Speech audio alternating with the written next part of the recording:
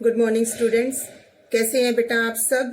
आज जो मैं आपको बताने जा रही हूँ वो हम अब जो काम शुरू करेंगे वो है प्रैक्टिस पेपर्स। ठीक है, अभ्यास प्रश्न पत्र।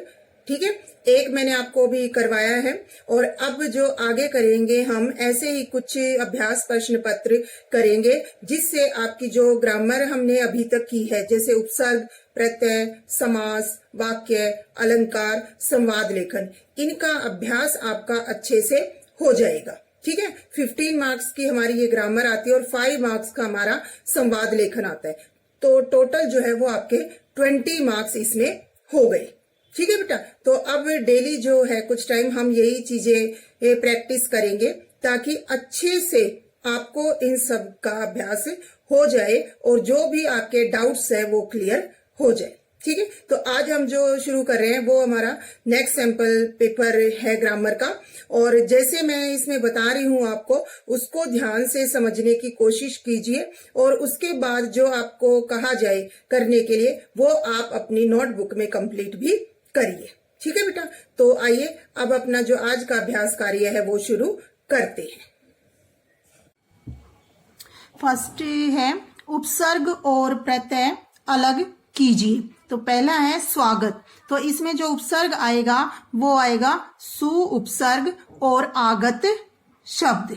ठीक है, दूसरा है मिठास, इसमें मूल शब्द जो है वो है मीठा और आस क्या है इसमें प्रत्यय, मतलब पहले वाले में तो जो है हमारा उपसर्ग है और दूसरे वाले में क्या है प्रत्यय है। ठीक है, कई बार इस तरह से भी पूछ लिया जाता है बेटा कि एक उपसर्ग का दे दिया और एक प्रत्यय का दे दिया। ठीक है, तो इसमें आपको ध्यान रखना है कि किसमें हमारा उपसर्ग लगा हुआ है और किसमें प्रत्यय लगा हुआ है और किसमें दोनों का ही प्रयोग हुआ है, मतलब उसमें उपसर्ग का भी प्रयोग है और प्रत्यय का भी। ठीक है, आगे है विग्रह कर समास का नाम लिखिए। भर पेट, पेट भर कर, तो कौन सा समास आएगा? अविभाव समास। दूसरा गिरिधर, गिरी को धारण करने वाला, गिरी यानी पर्वत, पर्वत को धारण करने वाला, किसने उठाया था पर्वत? श्री कृष्ण भगवान ने, तो यहां पे कौन सा समास होगा? बहुव्रीहि समास। अगला है नीति निपुण, नीति में निपुण में आ गया तो क्या आएगा? अधिकरण तत्पुरुष। ठीक है, अब आगे हमारा है अर्थ के आधार पर वाक्य का भेद बताइए। जब तुम लौट आओगे हम तभी जाएंगे, शर्त है इसमें, तो क्या आएगा? शर्तवाची वाक्य, संकेतवाची वाक्य। सावधान, सामने गड्ढा है, चेतावनी है, तो कौन सा आएगा?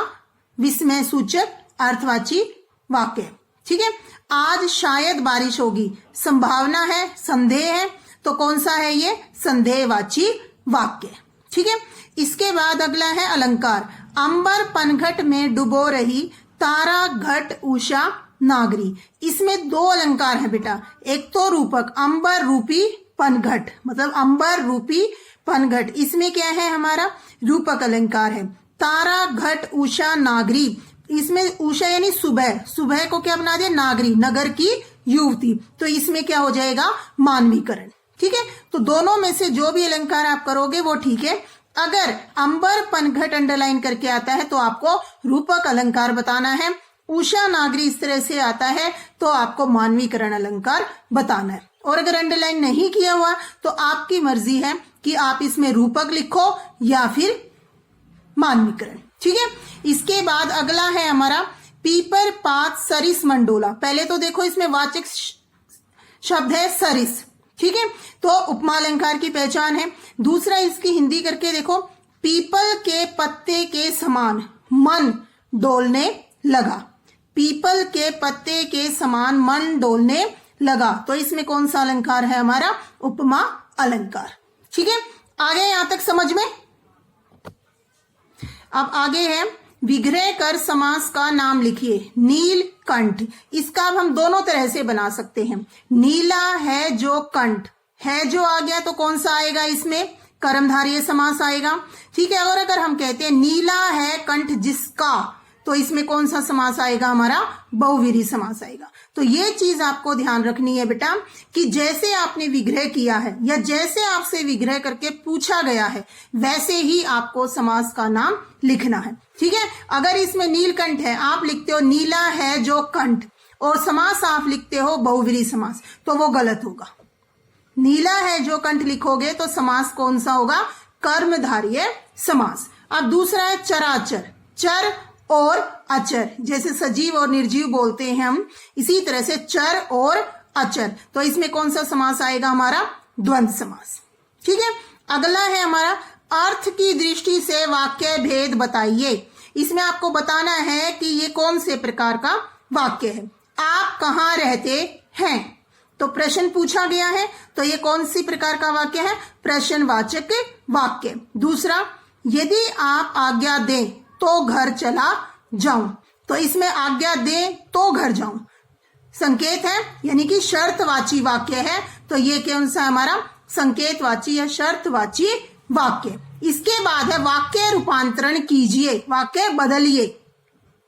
गांधी जी का नाम किसने नहीं सुना, इसको हमें किस में बदलना है, विधानवाची वाक्य में। गांधी जी का नाम सबने सुना है, ये आएगा इसमें। दूसरा, वहां जाना अब संभव नहीं है, इसको हमें किस में बदलना है, प्रश्नवाचक वाक्य में।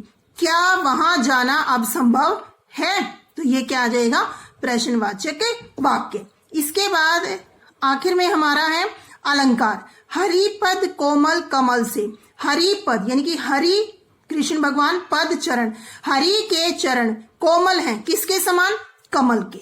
हरि के चरण कमल के समान कोमल हैं, तो इसमें कौन सा अलंकार है हमारा, उपमा अलंकार। दूसरा, तेरी बर्छी ने बर छीने हैं खलन के, खलन होता है शत्रु, बर्छी ने बर, एक बर्छी जैसे फरसा तलवार इस टाइप से एक, ठीक है, और दूसरा बर प्राण, कि तुम्हारी बर्छी ने, तुम्हारे फरसे ने न जाने कितने शत्रुओं के प्राण छीने हैं, तो इसमें कौन सा अलंकार है हमारा, यमक अलंकार। बर्छी बर्छी, ठीक है, एक बर्छी फरसा और एक बर्छी प्राण, तो इसमें हमारा कौन सा अलंकार आ गया, यमक अलंकार। आ गया समझ में। तो आज ये यहीं तक करेंगे, ये काम जो है वो आप सबको अपनी नोटबुक में कंप्लीट करना है, ठीक है। और जो समझ में फिर भी नहीं आए तो आप मेरे से दोबारा पूछ सकते हो, ठीक है बेटा। Okay, thank you, have a nice day.